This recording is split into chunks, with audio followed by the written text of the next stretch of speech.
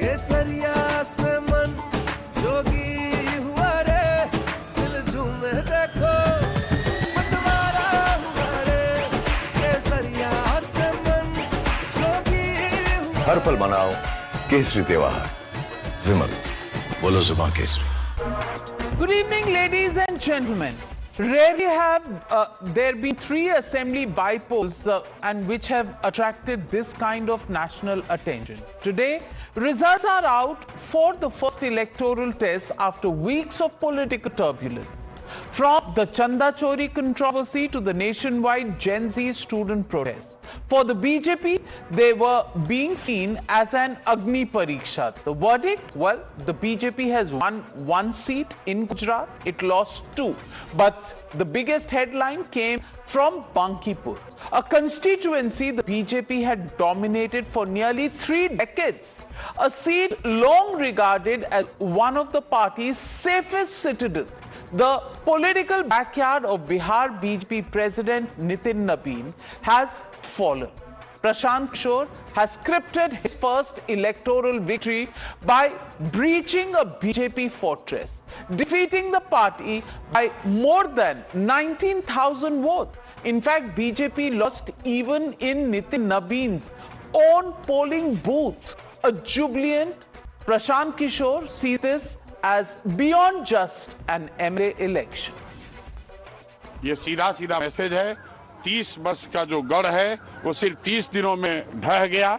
वो सिर्फ इसलिए ढहा है कि बिहार के लोग भी चाहते हैं कि अब 4 किलो 5 किलो अनाज और जाति से ऊपर उठकर हम लोग के बच्चों के पढ़ाई रोजगार के लिए केंद्र सरकार और राज्य सरकार काम करे। अगर वो काम नहीं करेंगे तो आगे चुनाव के परिणाम उनको ऐसे ही देखने को मिलेंगे। Tasting blood, the opposition wasted no time in turning today's bypoll verdict into tomorrow's national narrative. They see these results as the first sign of bigger defeats ahead for the BJP. Just the start of sweeping defeats ahead. They have declared the Bankipur to झांकी है, UP Punjab अभी बाकी है। जनता ने निर्णायक जीत वहां से जन स्वराज पार्टी को पन्ना से और दतिया से कांग्रेस को दी। ये जो हवा चोरी, जिस तरह लूट हुई अयोध्या में और जिस तरह जंतर मंतर पे नौजवानों पे गोली चली है, तो अब युवा साथ नहीं रहा भारतीय जनता पार्टी के और 50-55 हजार वोट कम हो गए। इतना ही कह सकता हूं कि इसका असर उत्तर प्रदेश, उत्तराखंड और पंजाब के 6 महीने बाद होने वाले चुनाव पे पड़ेगा और तीनों जगह बीजेपी बुरी तरह हारेगी। अब वो वक्त आ गया है जब लोग बीजेपी की असलियत जान गए हैं। The BJP meanwhile has accepted the verdict without any hesitation. The party says it respects the people's mandate and constitutional institutions and will introspect. किस कारण से हमें कम मत मिला और पूरी विस्तृत समीक्षा हम लोग करेंगे। हम कभी भी ठीकरा चुनाव आयोग या ईवीएम पर नहीं फूटते हैं। ये विपक्ष के लोगों के तरह लोकतंत्र में हम विश्वास करते हैं, संवैधानिक संस्था का हम सम्मान करते हैं और जनता के जनादेश को हम स्वीकार करते हैं। The BJP isn't crying foul. There are no allegations against the EVMs, no questions over the Election Commission, just an acceptance of the people's verdict and a promise to review what went wrong. But here's the irony. The man celebrating today's biggest victory once questioned the very electoral process after his disappointing Bihar Assembly election performance. Prashant Kishore had alleged that votes had been stolen and even sat on a 24-hour fast. As recently as yesterday, he alleged that police in Patna were discouraging people from coming to vote. Listen in to Prashant Kishore. अंदाजा लगाइए, कोई महिला दोपहर में 22 number ward जो यहाँ का सबसे पॉश एरिया है, वहाँ पर डिप्टी कलेक्टर के घर पर घुस के पुलिस वाले दबिश दे रहे हैं कि कोई यहाँ से वोट नहीं देगा। और जब मैं वहाँ पहुंचा हूँ तो वहाँ पर वो आदमी भाग गया था, सीनियर जो अफसर था भाग गया था, दूसरा एक दरोगा मिला जिसका नेम प्लेट गायब था। उससे जब पूछा गया तो कहा और हम नहीं थे, हमारे सीनियर थे, वो भाग गए हैं। मतलब ये हालत है। और उसके बाद वहां बीजेपी के गुंडों ने मुन्ना जी और राम जी हमारे साथ थे, इन लोगों के साथ बदतमीजी करने की कोशिश की। ये सिर्फ 2 एग्जाम्पल है। अब आप तीसरा सुनिए। मैं आपको सिर्फ उदाहरण के तौर पर 3-4 दिखाना चाहता हूँ कि जो यहाँ का एसएसपी है कंप्लीटली अनप्रोफेशनल, इनकॉम्पिटेंट। ये आदमी वही एसएसपी है जो नीट की छात्रा के साथ रेप और हत्या हुई तो इस एसएसपी ने कह दिया कि आत्महत्या है।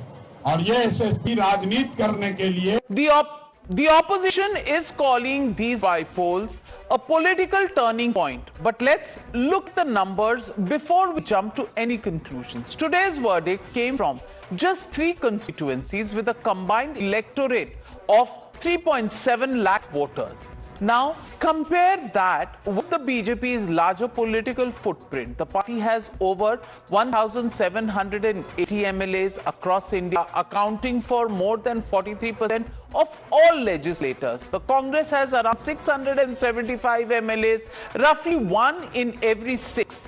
Since 2008, the BJP's legislative strength has more than doubled. The story is similar in the states. Since 2014, the BJP-led alliance has steadily expanded its footprint, governing far more states today than the Congress-led alliance. So, ladies and gentlemen, the legitimate question we are asking on the news tonight: can 3 bypolls redraw India's political map, or are both sides reading far too much into a very small sample size? That's the question, and that's the debate on the other side. You're watching the News Hour at 9. Debate number 1 on Times Now. Super Prime Time.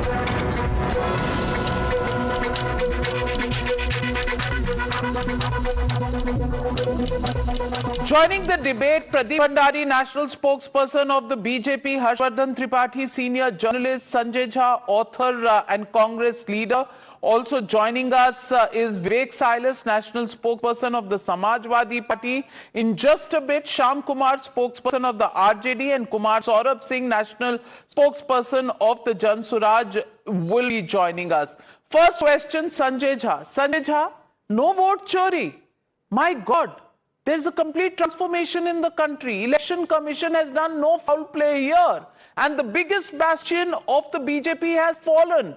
Fairly, it seems. What would you like to say? Adaka, good evening to you and to all my fellow panelists on the program today. Well, you heard Prashant's press conference, right? I mean, anybody who heard Prashant's press conference would see how the BJP engineers an election fraud at every level of the verdict. So I would say that despite the Election Commission's efforts and the SIR, etc., Prashant Bhushan has won. Despite it all, or in spite of it all. That tells you that end of day, and I hope my friend Mr. Bhandari and Mr. Tripathi, who supports the BJP, I hope they say today on the program, ये तो कुछ भी नहीं है, ये तो होता रहता है, कभी-कभी upset हो जाता है. I want them to say it, because the one thing that the opposition loves, and it is now proving to be true, is that political arrogance of the BJP is going to destroy it, and it's destroying them today. I'm telling you, that story is up. This is not just a local election. Now we go back to the reality. It is normally said historically that governments in power, state governments in power, win the by-elections. Here it hasn't happened. And more important, I don't think it was a local election. Finally, the protest in Jantar Mantar, the attacks on the students and the corruption in the examination system, unemployment, there is a Ram temple theft of the donations, or the entire, machinery of governance having collapsed. It's played a composite role in Madhya Pradesh and in Bihar, etc., because people are now realizing they have been taken for a ride for 12 years. 12 साल तक लोगों को आपने गुमराह किया है, आपने देश के साथ विश्वासघात किया है, और ये देश की आवाम अब ये समझ चुकी है. मुल्क में इनको लगा कि हमारी अहंकारी राजनीति से हम सबको दबा देंगे, हम सबको देशद्रोही कह देंगे, अब हमारे दोस्त विवेक सालस कुछ इनकी निंदा करेंगे तो he is an anti national. Sanjay Jha criticises his good friend Pradeep. भैया संजय झा, मैं आपके गुण दिन रात गाऊंगी. आप मुझे ये बता दीजिए आपको क्या मिला इस चुनाव में? आपको बांकीपुर में क्या मिला? कुछ ना माया मिली ना राम. लेक्चर इतना लंबा सारा. मैं जनसुराज जी से पूछना चाहती हूं जो हमारे साथ कुमार सौरभ सिंह जी है. Kumar Saurabh Singh ji, congratulations, what a victory this was. 2 questions to you. What happens to vote chori? Number 1. Number 2, you busted the bastion of the BJP of the last 3 decades. Kudos to you. But does this also bring a realization that maybe if Prashant Kishore had fought elections in the first round itself, the party would have done better? Navika ji, thank you so much. First of all, on behalf of entire Jan Suraj, first of all, we would like to thank 3,80,000 voters of Bakipur who have voted for us and they have supported us throughout the last three months across 422 booths and 24 wards in Bakipur. See, what bygones are bygones. We've never been able to, cry out loud what happened in 2025. And let's not get into that kind of debate where why Prashant Kishore did not fight that election or why he should have fought or he should have done something else. The right question here is what happened in Bakipur, where people were giving such kind of comments like that who's Prashant Kishore, उनका जमानत जब्त हो जाएगा and इनका base ही क्या है, बाकीपुर में क्या कर लेंगे. And don't forget Navika ji, Bakipur is a seat of Narendra Modi's boss, the president of Bharatiya Janata Party, world's largest party, and don't forget that they had put in 40 star prachar, 201 MLAs, more than 45 MLCs, 35 state ministers, 30 MPs, and more than 6,000 people on the streets of Bakipur. But everyone kept on asking question that why a person like Samrat Chaudhary was placed in as Chief Minister of Bihar when everyone voted for Nitish Kumar and on his face in 2025. Now, Prashant Kishore ji ने लगातार कहा कि ये चुनाव जीतने का या विधायक बनने का या सरकार बनाने का या गिराने का चुनाव नहीं है. ये बिहार में एक प्रकार का जनादेश है. ये चुनाव पहली बार सम्राट चौधरी जी के चेहरे पर लड़ा जा रहा है और बिहार की जनता इस जनादेश से 2 चीजें बताना चाहती है. एक, वो सम्राट चौधरी जी को स्वीकार नहीं करते. दूसरा, 2014 में 30 सांसद, 31 सांसद, 2029 में 39 सांसद और 2024 में फिर से 30 सांसद, 6 मंत्री. बट बिहार में 5 किलो राशन, 1 GB डेटा. क्या हुआ उन 1 करोड़ रोजगार का, 2 लाख महिलाओं को 2 लाख रुपए देने का, बिहार को IT सेमीकंडक्टर और आई हब बनाने का, बिहार के प्रत्येक जिले में एक इंडस्ट्री लगाने का, 29 चीनी मिलों का, पलायन का, बाढ़ की विभीषिका का, ये सारे मुद्दे गौन हो जाते हैं चुनाव के बाद. तो अब प्रशांत किशोर जी हैं और 242 मैं जोड़ रहा हूं पक्ष और विपक्ष के अलग एक जनपक्ष होगा.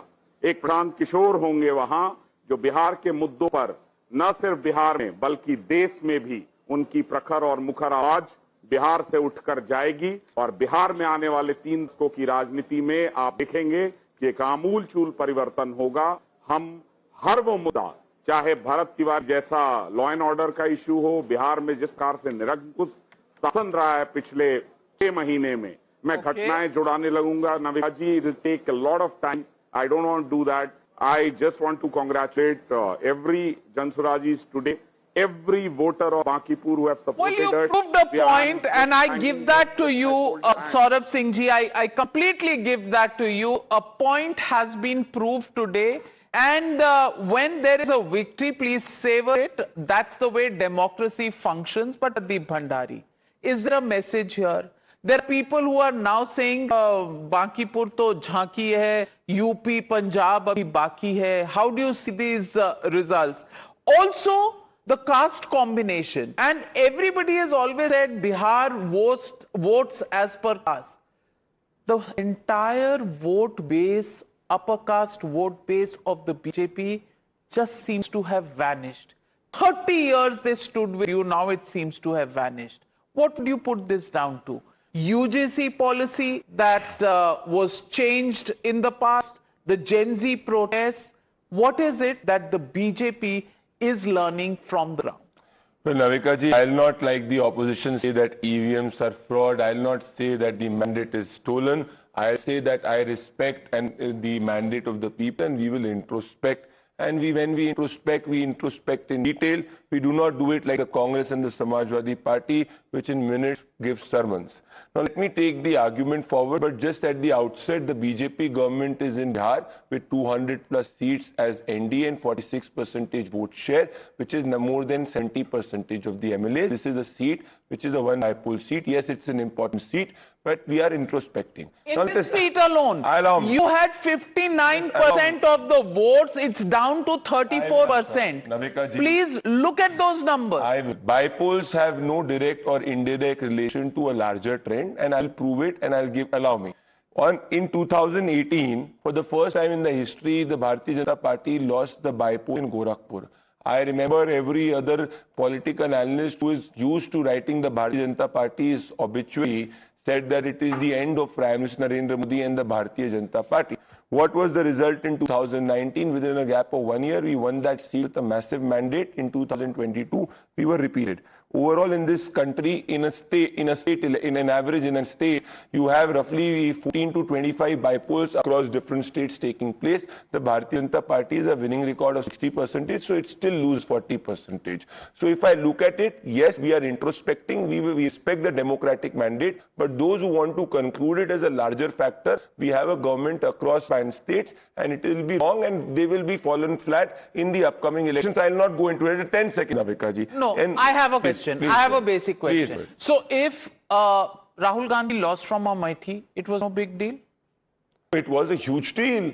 So, it was a huge deal. then BJP losing Bankipur is not a big deal? How? Navika ji, the verdict is something we respect, and we will introspect. My only limited assertion is that to conclude that is the entire phenomena of the state of Bihar or the country is an erroneous data conclusion, because we've seen in the past that those who have projected bipolar verdicts across state or the country have always fallen flat. I am not jumping to conclusions and projecting it across. I'm just saying the message to Bankipur alone, and Kumar Saurabh Singh wants to come in. Kumar Saurabh Singh, Amethi was a big deal, Bankipur not a big deal. Please respond. Yeah. No, it's a big deal, Navika ji. Let them deny this, it's their duty to deny on a national television. But it's a seat of Narendra Modi's boss. It's a seat of BJP's national president. It's a seat where they have kind of controlled it for last 3 decades. And this is a kind of assertion what's going on in the country, like how they have beaten up our youth when they protested for NEET and CBSE, how they have beaten up TRE4 aspirants on the streets. Sir, that is also Patna. happening in Jharkhand. Raise your voice for Jharkhand. Youth of the country. Raise your voice for Jharkhand. You have one MLA in the state of Bihar. We condemn that also, sir. You have one. No, we condemn that also, sir. Who's saying that Jharkhand has done the right thing? You answer about yourself first. So do why not are you jump the gun. doing do this? Not What have so much of hubris after victory. Why are you doing this? What about students? You first answer why have you beaten up our kids on the streets of Patna, on the streets of Delhi, when they were protesting for your miscredence, which was done in NEET and CBSE. So that is the reality. First you have to answer that, Mr. Bhandari. Don't run away from the basic question. Don't consider people of Bihar as whatever happens. They are not present in Jharkhand. Why are you telling them to go to Jharkhand? They are in Bihar. They pick up the issues of Bihar, and the result is here. No, Pradeep, it's all right. Everybody makes a small beginning. हम सब ने एक छोटी शुरुआत की है. तो छोटी शुरुआत को कम ना आंका जाए. मैं बस मैं इतना ही करूंगी कि आप इतना कम मत आंकिए. आप हर चुनाव में प्रोपोर्शनेटली कह रहा हूं, जनता का वर्डिक्ट है, हम सम्मान करेंगे, जो गलती हो गई उसको ठीक करेंगे। पर ये कहना कि ये देश का माहौल है, राज्य का माहौल है, ये पास में जिन जिन ने किया है उनको जनता ने सबक सिखाया। हम नहीं कह रहे हैं after Bengal elections. And let me get in Harshvardhan Tripathi, someone who can be ignored so easily. Let me tell you that. Okay, all right. Now we can Let me leave get on that in. point. Let me. Patna One.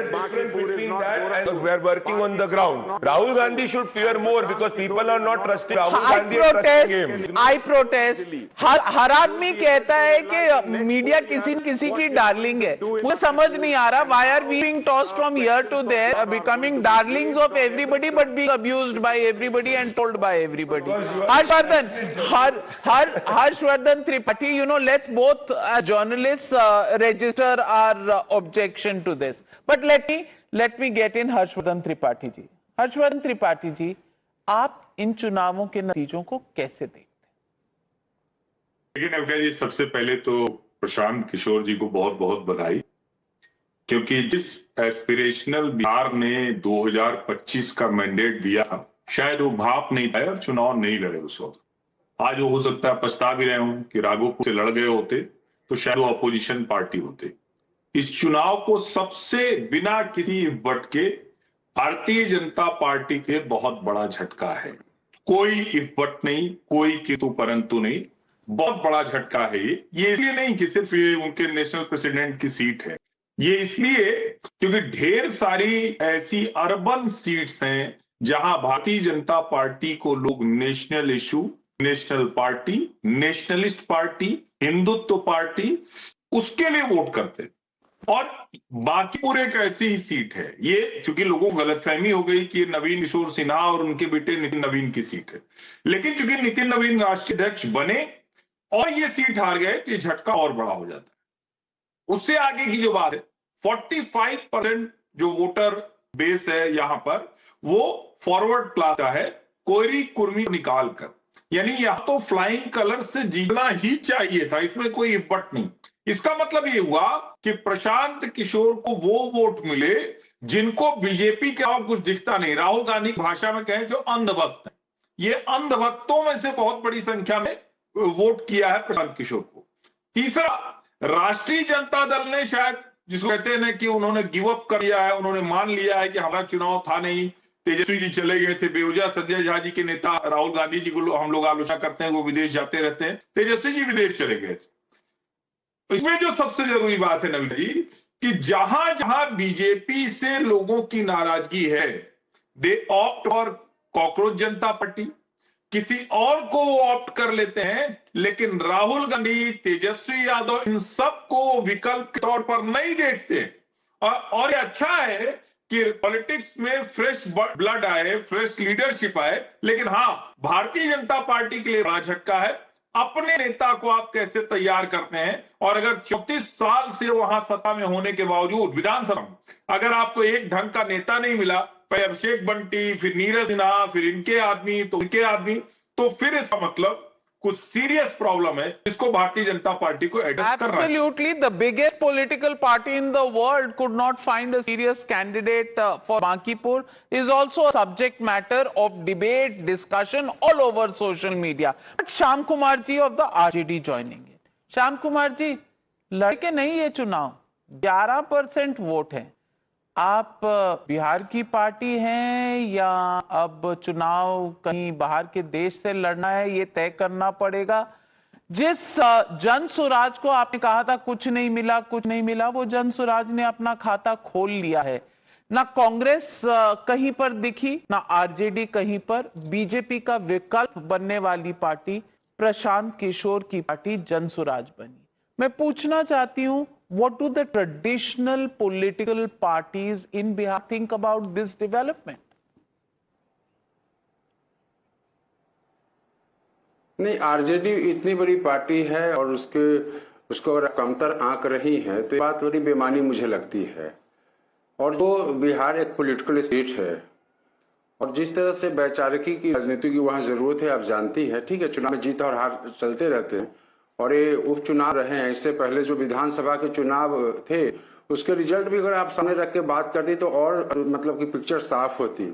लिहाजा इस वक्त उनको बधाई देने की बात है। लेकिन उससे बड़ी बात एक बात मैं जरूर कहना चाहता हूं कि ये जो रिजल्ट आई है, ये सबसे बड़ी political and moral defeat BJP lead NDA और बिहार को है।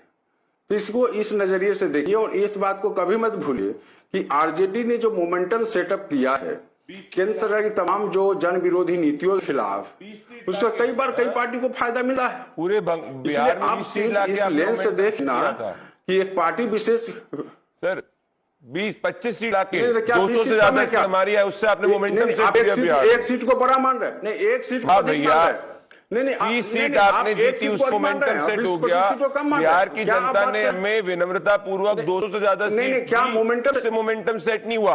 अब इसमें आप क्रेडिट लेने का प्रयास कर रहे हैं। आप ये बताइए, एक आपको तो सोचना चाहिए आपको कुछ वोट नहीं मिला, 3000-4000 वोट आप पे आ गया।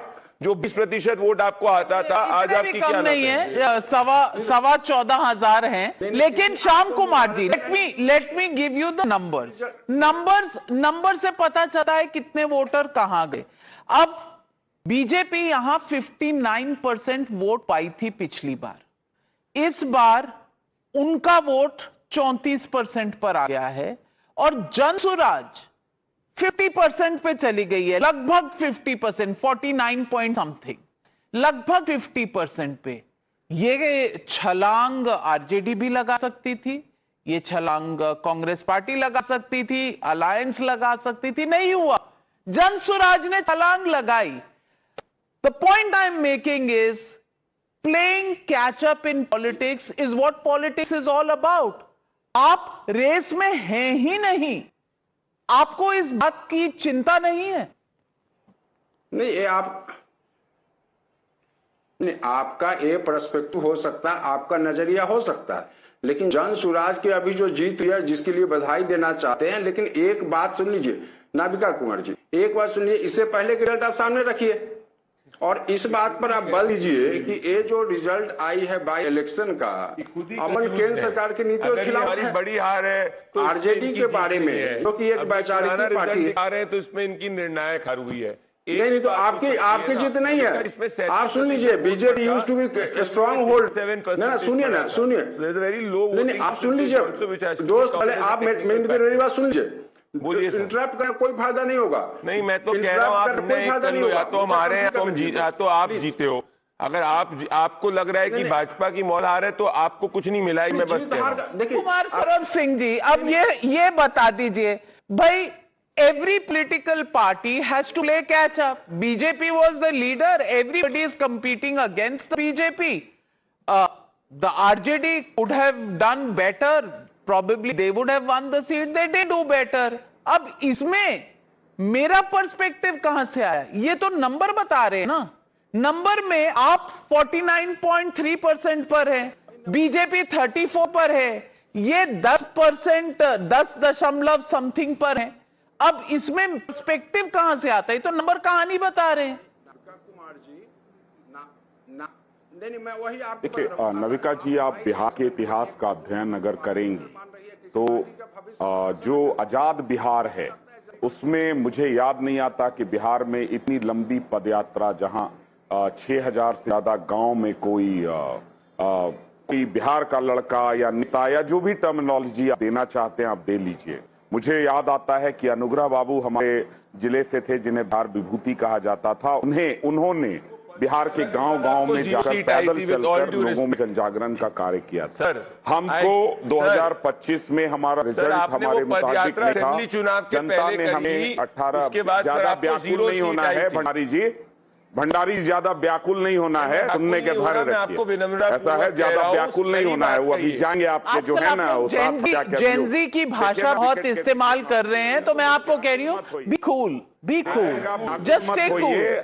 जाना पड़ेगा। ये जो अपराधी प्रवृत्ति के व्यक्ति को मुख्यमंत्री बनाए, देखिए यही तू का डिबेट ये चाहते हैं।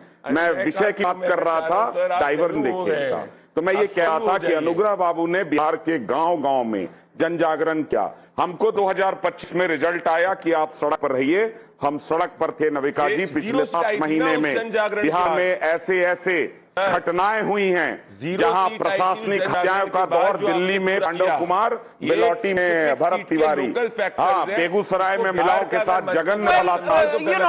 आपने 2025 में ये जीती थी, तब लोकल फैक्टर नहीं थे, अब लोकल फैक्टर हो गए। अब हर्षवर्धन त्रिपाठी, ये कौन से लोकल फैक्टर है जो 6 महीने में इतने बदल जाते हैं? कोई फायदा नहीं होगा, अहंकार से बाहर आइए आप। देखिए नविका जी, मैं फिर से कह रहा हूं और मैं एक बात बार बार कह रहा हूं कि प्रशांत किशोर जी को बहुत जमकर बधाई, लेकिन प्रशांत किशोर जी का बड़बोलापन है और वैसे ही उनकी पार्टी के प्रवक्ता नेता भी जो इतिहास भूगोल बता रहे हैं। मैं फिर कह रहा हूं, बहुत बड़ी जीत आपने हासिल की है, लेकिन बिहार में प्रचंड जनादेश की सरकार देश में प्रवक्ता जी, ठीक है, आपका पूरे दिन हर चैनल पर वक्तव्य सुन रहे हैं, प्रवक्ता बनाइए भारतीय जनता पार्टी के। पहले तो शब्दों का चयन ढंग से कीजिए आप mister Tripathi. Choose your words very carefully. You are not a politician. पूरे दिन आपके शब्दावली को देख रहे हैं हम लोग। भाजपा के राष्ट्रीय प्रवक्ता बन जाइए। Don't come as a politician and also as a senior journalist. Don't you come on television as a senior journalist. One at a time, एक बार में एक बोले तो बिहार और देश की जनता सुन पाएगी। हर्षवर्धन जी बोल रहे हैं। प्रशांत जी, मैं आपको मौका दूंगी। सौरभ जी, मैं आपको मौका दूंगी। पहले हर्षवर्धन जी समाप्त कर लें। जी हर्षवर्धन। नविका जी, मुझे उम्मीद नहीं थी कि इतनी जल्दी एक सीट पर इतना इनका उत्साह बढ़ जाएगा। इतना तो मतलब जिसको कहते हैं ना कि श्याम जी भी उससे ज्यादा विनम्रता से बोल रहे हैं। एक यही समझना पड़ेगा, राजनीति में आपको ठीक है, अभी आपको जो करना है वो करिए, लेकिन मूल बात क्या सचमुच कोई इतना बड़ा चेंज अभी कर पा रहे हैं? नहीं।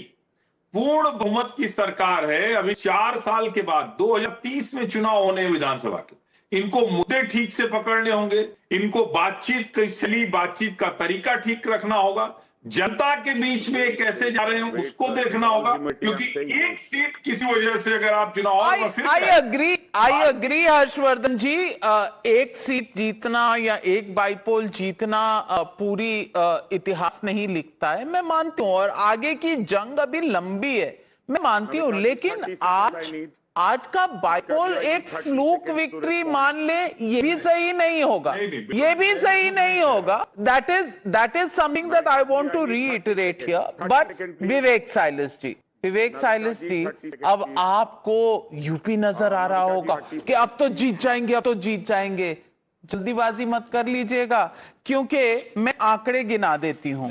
2014 कांग्रेस पार्टी की 14 स्टेट थी, बीजेपी की 10। ये 2004 की बता रही हूं।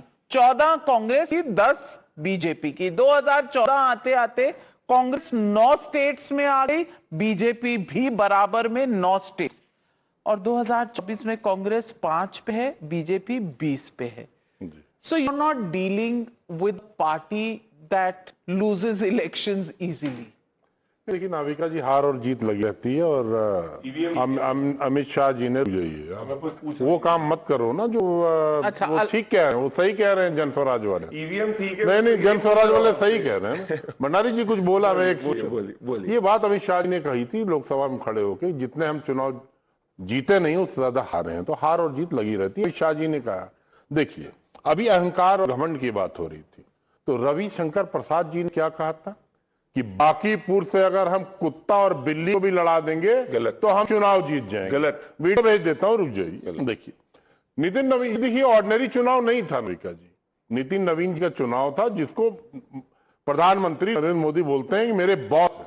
उन्होंने 4 रोड शो किए, लेकिन एक रोड शो में याद दिला देता हूं, उत्तर प्रदेश में भी किया था उन्होंने, जिसमें महाबली हनुमान भगवान को घुंघरू पहना के नचा रहे थे ये लोग, भारतीय जनता पार्टी का झंडा लेके हाथ में। अब जब गदा पड़ा है ना कसके, तो समझ में आ गया कि क्या बात है और क्या नहीं है। दूसरी बात, बिहार ने ये बता दिया है कि पर्ची वाला और रिमोट कंट्रोल वाला मुख्यमंत्री बिहार को नहीं चाहिए। 100 दिन के कार्यकाल में क्या हाल हुआ समझ में आई है। और तीसरी बात, ओबीसी का अपमान कर रहे हो। तीसरी बात, अगर आप बोलेंगे पटना को हम पेरिस बना देंगे, गया जी को गुरुग्राम बना देंगे, मुजफ्फरपुर को मैड्रिड बना देंगे, जैसे बनारस को आपने क्योटो बना दिया। ये फर्जी बात करेंगे ना, ये फर्जी आप बात करेंगे ना, 2018 ये फर्जी बात आप करेंगे ना। आपकी हालत खराब हो गई थी। निवेदन शांत रहिए, आपसे बड़ी पार्टी है उत्तर प्रदेश में, शांत रहिए, मुंह बंद, अभी भी please be quiet, please be quiet, don't चंपतगिरी यहाँ मत दिखाओ, शांत हो जाओ, चंपतगिरी मत दिखाओ, चंपत चोरी मत करो यहाँ पर। हाँ, चंपत जी से बात करिए। Did I heckle you? Did I heckle you? I'm not heckling. You are heckling me. You are heckling me because you are frustrated now. You are frustrated and you are heckling. All right. Let's not get personal. Let's not get. It's. I was quiet. Yes, you were. Pradeep, allow him his time. He's just come into the show. Yeah, well, allow him. तो ये जो Bharatiya Janata party का अहंकार है ना, their arrogance is letting them down. See what happened in Datia today. You lost that seat. You said that Madhya Pradesh was your bastion. You won all the seats in 2024 Lok Sabha. What happened? You lost the Datia seat. You know, that is the thing. But the problem. Datia has a history. 4 बार कांग्रेस, 3 बार कांग्रेस जीती है, 4 बार BJP. To lose an election in a bipole and you are running the state is a big thing, Navika ji. Yes. Whether it's Bihar or it's Madhya Pradesh. Pradeep Bhandari, गुरुजी मैं आपकी जवाब कर दे दूं। मध्य प्रदेश में 2014 के बाद 50 बाईपोल हुए हैं, जिस 50 बाईपोल में से 31 बीजेपी जीती और 18 कांग्रेस पार्टी जीती है, मतलब 71% का हमारा स्ट्राइक रेट है। तो अगर आपको लग रहा है कि ये 1995 से आप हारे हैं क्या? 29% 1995 से बाकीपुर हारे हैं की बात कर रहा हूं मैं, बाकीपुर 31 साल से आप नहीं हारे हैं। फिर अब आप वही कर रहे हो जो आपने मुझे बोला। आप चुनाव नहीं हारे। देखो आपने बोला हैकल मत करो, आप मुझे हैकल करो। मैंने आपका मध्य प्रदेश आप जितना हैकल करना था मुझे आप कर दिया था भंडारी जी, कर दिया आपने, हो गया। मैं बता दूं आपने किया हो गया। अरे भाई साइलेंस जी चार्ज्ड अप है, नेक्स्ट चुनाव यूपी में है भाई। मेरा 1-2 निवेदन नहीं, ये सोचते हैं हनुमान को घुंघरू पहना के बचाएंगे सड़क पे और तो जीतेंगे। 2018 कोई नहीं देगा इनको। हनुमान जी के बारे में ऐसी बातें नेशनल टेलीविजन और नेशनल डिबेट पे ना कीजिए please. 1 minute on religious issues. I do not want anybody to hurt any faith. Please, let's keep that out. Then I will end my point. Then Vivek ji can take 2.5 minutes. Vivek ji, on 14th March 2018, you showed the same arrogance when for the first time we lost a bipole in Gorakhpur. What was the result that the people gave you in 2019? Despite coming with BSP, you did not even perform in 20% seats and we came back in power in 2022. So celebrate the bipole victory, but my only humble submission is give it in writing कि अगर चुनाव उत्तर प्रदेश का हारोगे तो EVM को blame नहीं करोगे और vote चोरी की बात नहीं करोगे। अभी दिल्ली दूर है, अभी लखनऊ भी बहुत दूर है। Let me get in Sanjay Jha. Let's stick to the debate today. I want to get in Sanjay Jha. In Sanjay Jha, I come back here. The election commission, the EVMs all seem to have performed well. You haven't won anything, RJD hasn't won anything, never mind.